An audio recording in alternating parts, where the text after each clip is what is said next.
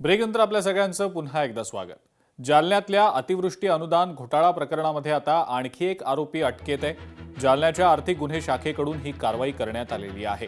अतिवृष्टी अनुदान घोटाळा प्रकरणामध्ये आतापर्यंत एकूण 36 आरोपींना अटक करण्यात आलेली आहे। अंबड आणि घनसावंगी तालुक्यात 24,90,77,811 रुपयांचा अतिवृष्टी अनुदान घोटाळा उघडकीला आल्यानंतर हे गुन्हे दाखल करण्यात आलेले होते। यात एक आरोपी फरार असून त्यालाही लवकरच अटक होईल असं पोलीस म्हणतात। सदर गुन्ह्याचा तपास आर्थिक गुन्हे शाखेकडे आल्यानंतर सदर गुन्ह्याच्या तपासामध्ये आपण आतापर्यंत एकूण 36 आरोपी, त्यात काही पुरुष, काही महिला आरोपी, काही तलाठी, काही महसूल सहाय्यक व काही अगदी खाजगी एजंट असे एकूण 36 आरोपींना आपण गुन्ह्यात अटक केलेली आहे। तर एक आरोपी अद्यापही फरार आहे।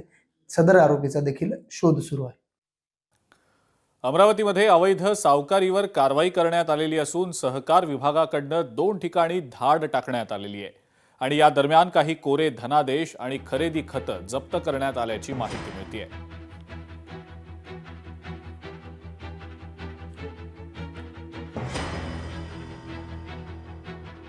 अशा या तक्रारी आमच्याकडे ज्यावेळी प्राप्त होतात त्यावेळी आम्ही अशी धाडीची कारवाई करून तो सावकार अवैध सावकार आहे आणि त्यानं जर समाजातल्या काही लोकांना असं कर्ज देऊन, वैध कर्ज देऊन जर फसवणूक करत असेल किंवा त्यांच्याकडनं ते चुलबाडणूक करत असेल तर आम्ही अशा कायद्यातील तरतुदीनुसार कारवाई करतो।